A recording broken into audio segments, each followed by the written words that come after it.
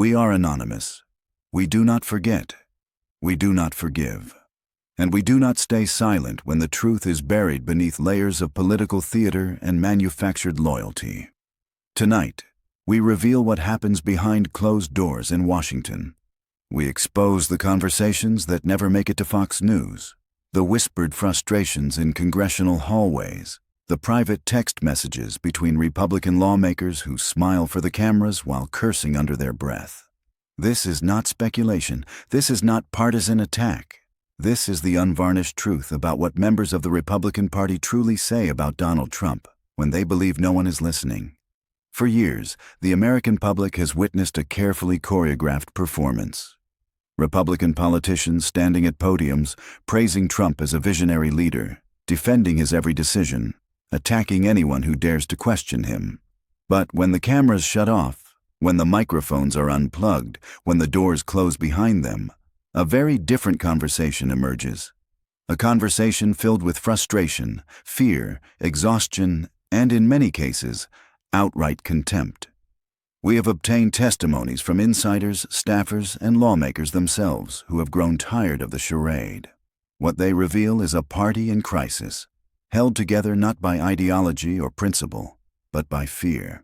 Fear of Trump's base, fear of primary challenges, fear of the political machine that has made loyalty the only currency that matters. The revelations we present tonight are devastating. They expose a fundamental disconnect between public performance and private reality.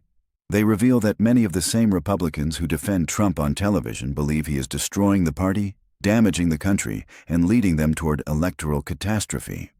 Yet they remain silent publicly because they have calculated that their political survival depends on it.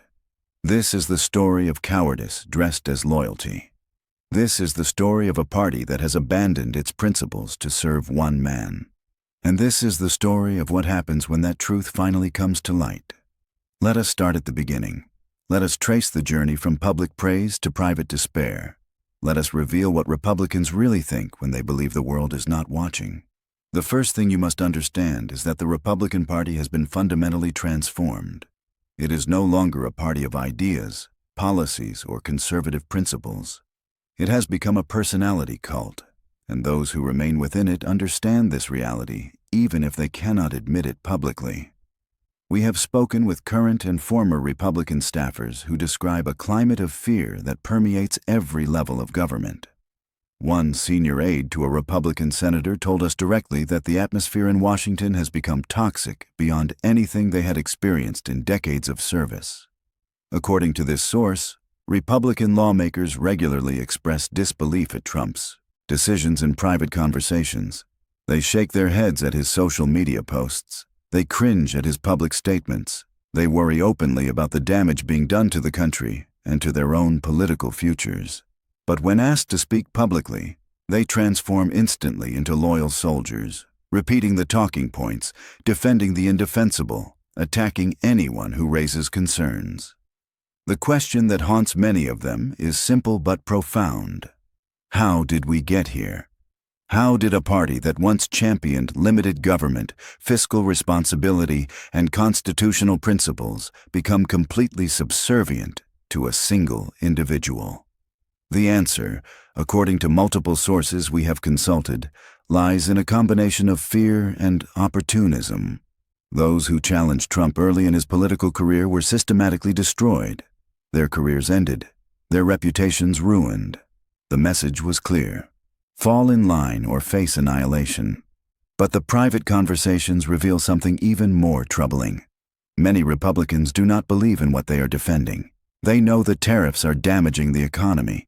They know the immigration policies are cruel and often illegal. They know the attacks on democratic institutions are dangerous. But they have made a calculated decision that their personal political survival matters more than their principles or the welfare of the country. We now turn to one of the most explosive revelations we have uncovered.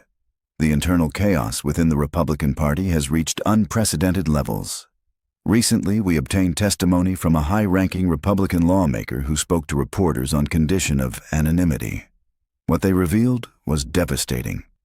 According to this source, the White House team has treated every member of Congress like garbage, and Speaker Mike Johnson has allowed it to happen because he wanted it to happen. This is not an isolated complaint. Multiple Republican lawmakers have expressed similar frustrations. They describe an administration that demands absolute loyalty while offering nothing in return. Members of Congress are threatened and bullied. They are denied even small victories like announcing grants in their districts. Their calls to agencies go unanswered. They are treated as servants rather than partners. The frustration has reached a breaking point. One lawmaker warned that more explosive resignations are coming. They described the current situation as a powder keg waiting to explode. The morale has never been lower. Mike Johnson will be stripped of his gavel and lose the majority before this term ends. These are not the words of Democrats or liberal commentators. These are the words of Republican lawmakers speaking about their own party and their own leadership. What makes this revelation particularly significant is the contrast with public statements. Publicly, Republicans present a united front. They praise Trump's leadership. They defend his decisions. They attack anyone who questions them. But privately, they are seething with anger and frustration. They see their political futures being destroyed by decisions they had no part in making. They watch helplessly as the administration lurches from crisis to crisis, dragging them along for the ride. The resignation of Marjorie Taylor Greene sent shockwaves through Republican ranks. Her departure was not merely personal. It was a signal that the internal contradictions within the party have become unsustainable. Greene argued that Trump and House Republicans were abandoning the president's own priorities, becoming complicit in failure, and wasting their narrow majority. Her criticism struck a nerve because many Republicans privately agree with her assessment, even if they would never say so publicly. The fear of what comes next is palpable. Republicans understand that they are likely to lose their majority in the midterm elections. They see the polling numbers showing widespread disapproval of tariff policies. They hear from constituents who are struggling with rising prices. They know that the economic situation is deteriorating and that they will be held responsible. Yet they remain trapped, unable to break free from the political dynamics that bind them to Trump. We now expose what Republicans say privately about key members of the administration. The case of Pete Hegseth, Secretary of Defense, is particularly revealing. Publicly, Republicans initially defended Hegseth's appointment, despite his lack of qualifications. Privately, many expressed astonishment that someone with no significant government experience was being placed in charge of the largest military in the world. The recent reports about potential war crimes have transformed private skepticism into open alarm. According to the Washington Post, Hegseth allegedly ordered military personnel to kill everyone on a suspected drug boat during an operation in September. The order, if confirmed, would constitute a war crime under international law. When a target has surrendered, is disarmed, or incapacitated, killing them is illegal under military codes, international conventions, and rules of engagement established since the Second World War. Senator Mark Kelly, a former Navy captain and astronaut who serves on the Armed Services Committee, publicly stated that this appears to be an illegal order and must be investigated. If the Washington Post report is accurate, he said, this was an illegal order. There needs to be a public investigation with witnesses under oath. Kelly's statement was remarkable not because it came from a Democrat, but because it forced Republicans to confront an uncomfortable reality. Behind closed doors, Republican lawmakers have expressed horror at the allegations. They understand the implications of war crimes charges against the Secretary of Defense. They know that questions will inevitably arise about who authorized such orders. Did Hegseth act alone, or did the authorization come from higher up? These are questions that Republicans desperately do not want to answer publicly. Trump's response to the controversy was revealing. Speaking to reporters aboard Air Force One, he distanced himself from Hegseth, stating that he would not have ordered the second strike. This was a classic Trump maneuver, throwing an ally under the bus when the situation becomes politically inconvenient. Hegseth, who had been one of Trump's most loyal defenders, suddenly found himself abandoned. The private reaction among Republicans was a mixture of relief and recognition. Relief that Trump was finally acknowledging problems with Hegseth. Recognition that their own loyalty would be discarded just as easily when circumstances demanded. Several Republican staffers we spoke with expressed the same sentiment. Working for Trump is a one-way street. You give everything, and when you become a liability, you are disposed of without hesitation. The attempts to intimidate Senator Kelly and other critics have further alarmed Republican lawmakers. Trump suggested that Kelly should be hanged or executed. Hegseth threatened to recall him to active duty for court-martial. The FBI sent communications that Kelly himself described as intimidation for speaking the simple truth that military personnel should follow the law. These Democratic senators faced threats from the highest levels of government. Privately, Republican lawmakers have expressed discomfort with these tactics. They understand that the same weapons could be turned against them if they ever break ranks. The message is clear. Dissent will not be tolerated. Those who speak out will face consequences. This climate of fear explains why so few Republicans are willing to criticize Trump publicly, even when they disagree with his actions privately. We must now address one of the most sensitive subjects that haunts Republican private conversations: the Jeffrey Epstein files. The shifting narrative from the Trump administration has been remarkable to witness. First, they claimed the entire controversy was a hoax orchestrated by Democrats. Then, they announced they would release the files. Then, they blamed Democrats for blocking the release. The constant shifting reveals a profound discomfort with the subject.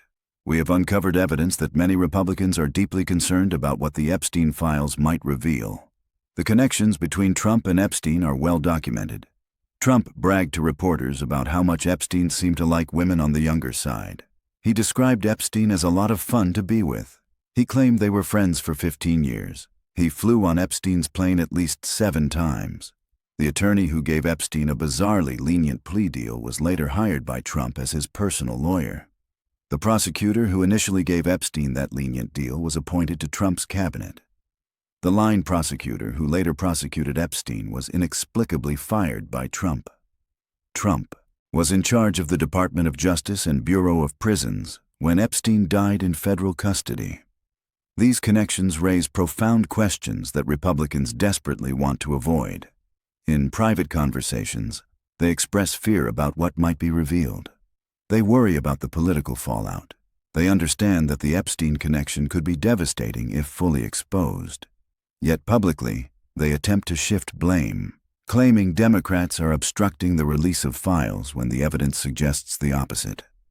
The revelation about Steve Bannon's involvement adds another layer of complexity. According to reports, Bannon was producing a documentary designed to rehabilitate Epstein's image. The project included testimonies from Epstein's friends and was being filmed on Little St. James, Epstein's private island. Bannon reportedly has approximately 15 hours of unreleased video footage of Epstein filmed before the financier's arrest. Representative Robert Garcia, the ranking Democrat on the House Oversight Committee, has indicated that legislators investigating the Epstein scandal will absolutely subpoena individuals connected to the case, including Bannon. The prospect of these testimonies and this footage becoming public terrifies many in the Republican establishment who fear what connections might be exposed. The economic crisis facing America has become another source of private Republican anxiety. Polling data reveals that Americans overwhelmingly feel prices are rising across every aspect of their lives: groceries, utilities, healthcare, housing, gasoline. The pain is universal and unavoidable. When Treasury officials claim that prices will come down in weeks or months, the American public sees through the rhetoric. According to recent surveys, 71% of Americans believe tariffs are raising prices right now. This includes 84% of Democrats, 74% of independents, and a majority of Republicans themselves. When members of both parties agree that administration policies are causing economic harm, you know the situation has become critical. Republican lawmakers understand this reality. They hear from their constituents. They see the suffering in their districts. They know that voters will hold them accountable. Yet they remain silent publicly, defending tariff policies they privately believe are destructive. The situation facing American farmers is particularly devastating. These communities, traditionally loyal Republican voters, have been devastated by trade policies. The promise of massive soybean purchases from China has failed to materialize. The administration promised 12 million metric tons by January, but only 1.5 million tons have been purchased. This represents a catastrophic shortfall that is destroying agricultural livelihoods across the country. In private, Republican lawmakers acknowledge this failure. They express frustration with an administration that seems indifferent to the suffering it causes. They worry about the political consequences of abandoning their own base, but they remain trapped by the political calculations that demand loyalty to Trump above all else. Secretary of Homeland Security. Kristi Noem's recent television appearances have created additional problems for Republicans. During interviews about immigration enforcement, Noem appeared to admit that the administration defied court orders. When a federal judge ordered the administration to stop sending detained migrants to a prison in El Salvador, Noem reportedly made the decision to continue the flights anyway. The implications are profound. Defying federal court orders is not a minor matter. It represents a fundamental challenge to the rule of law and the constitutional separation of powers. In private, Republican lawmakers have expressed alarm at Noem's admissions. They understand that such actions could lead to contempt charges, impeachment proceedings, and lasting damage to the institutions they are supposed to protect. The shooter in Washington, D.C. that Republicans tried to blame on the Biden administration turned out to be someone who received asylum during Trump's own administration. Noem inadvertently confirmed this fact during her interview, undermining the entire narrative the administration had constructed. Trump responded by going on a social media rampage, posting frantically on his platform, desperately trying to shift blame and change the subject. Republicans watching this spectacle have expressed exasperation in private conversations. They see an administration that cannot coordinate basic messaging, that repeatedly undermines its own talking points, that creates crises through incompetence and makes them worse through attempted cover-ups. They know they will be expected to defend these actions publicly while privately acknowledging they are indefensible. The threats against democratic norms have also troubled many Republicans, even those who remain publicly loyal. Representative Jasmine Crockett accurately described the situation when she noted that the administration's actions are not subtle. Trump wants people to be terrified. He wants to dehumanize certain groups. He wants everyone who is not part of his movement to languish in the shadows. This rhetoric echoes the darkest periods of history. The dehumanization of immigrants, transgender individuals, and other marginalized groups follows patterns that historically precede far worse atrocities. Some Republicans understand this history. They recognize the danger of the rhetoric being deployed, but they remain silent, calculating that their political survival depends on complicity. The crisis within the Republican Party extends beyond individual scandals to fundamental questions about the party's future. Lawmakers speak openly about expecting to lose the majority in the midterm elections. They see special elections in Tennessee and other states as opportunities for Democrats to gain seats. They understand that if trends continue, Democrats could take control of the House months before the midterms even occur. The implications of such a shift would be enormous. Democratic control would mean subpoenas for administration officials. It would mean Pam Bondi, Kash Patel, and Pete Hegseth testifying under oath. It would mean investigations into the Epstein cover-up, the war crimes allegations, the immigration violations, and countless other scandals that Republicans have tried to suppress. The prospect terrifies those who have been complicit in these actions. Some Republicans have begun to break ranks, calculating that the political cost of continued loyalty has become too high. The resignation of Marjorie Taylor Greene was followed by warnings of more departures to come. Lawmakers are calculating whether their political futures are better served by distancing themselves from the sinking ship rather than going down with it. The conversations we have documented reveal a party in existential crisis. Republicans privately acknowledge that Trump has failed to deliver on his campaign promises. He promised to lower prices, but prices have risen dramatically. He promised to end wars, but he has expanded military operations and threatened new conflicts. He promised to improve the lives of working Americans, but his tariffs have made everything more expensive while his tax policies have enriched billionaires. The disconnect between promises and reality has become impossible to ignore. Republican lawmakers know their constituents are suffering. They know the economy is deteriorating. They know the administration is lurching from crisis to crisis, but they remain trapped by the political calculus that demands public loyalty, regardless of private doubts. As we approach the conclusion of this revelation, we must emphasize several critical points. What we have exposed tonight is not merely political gossip or insider speculation. It represents a fundamental crisis of democracy. When elected officials say one thing publicly and believe something entirely different privately, when fear prevents them from speaking truth to power, when loyalty to one individual supersedes loyalty to the Constitution and the people they serve, the foundations of representative government are undermined. The Republicans who speak privately about their concerns but remain publicly silent are not merely hypocrites. They are complicit in the damage being done. Their silence enables the continuation of policies they know to be harmful. Their public defenses provide cover for actions they privately condemn. Their fear of political consequences has led them to abandon the principles they once claimed to champion. The question that remains is whether any of them will find the courage to speak publicly before it is too late. The midterm elections approach. The economic crisis deepens. The scandals accumulate. The constitutional norms continue to erode. At some point, the political calculation may shift, and those who have been privately critical may find it advantageous to become publicly so. But by then, how much damage will have been done? We have documented the private fears about war crimes allegations against the Secretary of Defense. We have exposed the anxiety surrounding the Epstein files and what they might reveal. We have revealed the frustration with an administration that treats congressional allies as expendable servants. We have uncovered the recognition that tariff policies are devastating American workers and farmers. We have shown the alarm at court-defying immigration enforcement and the casual threats against elected officials who dare to dissent. These are not isolated concerns. They represent a comprehensive indictment of an administration that has lost the confidence of many within its own party. The public performances of loyalty mask private desperation. The televised defenses hide genuine fear. The choreographed unity conceals profound division.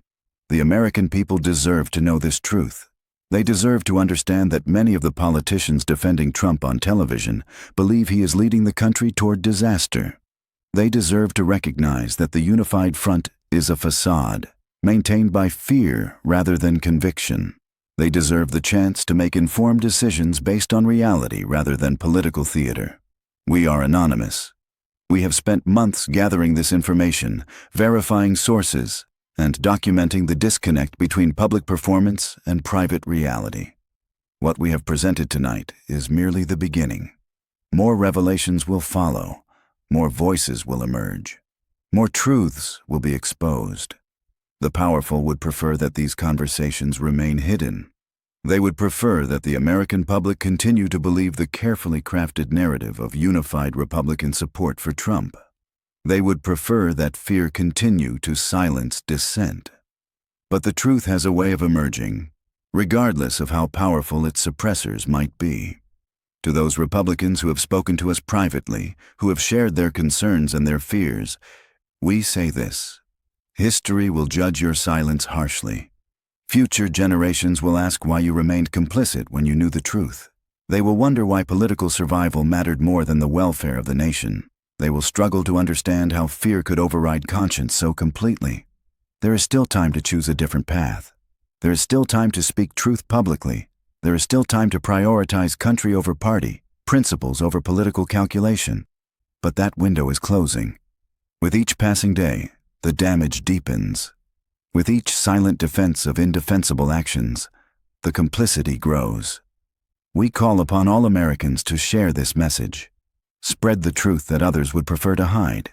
Demand accountability from those who have prioritized political survival over public service. Remember that democracy depends not merely on elections, but on the courage of those who serve to speak truth regardless of consequences. The cameras may be off, but we are always watching. The microphones may be unplugged, but we are always listening. The doors may be closed, but we find ways in. The truth cannot be suppressed forever, and those who have tried to bury it will ultimately be buried by it. We are anonymous. We do not forget. We do not forgive. We expose what others hide, and we will continue to reveal the truth until those who hold power are held accountable for their actions, both public and private. Expect us.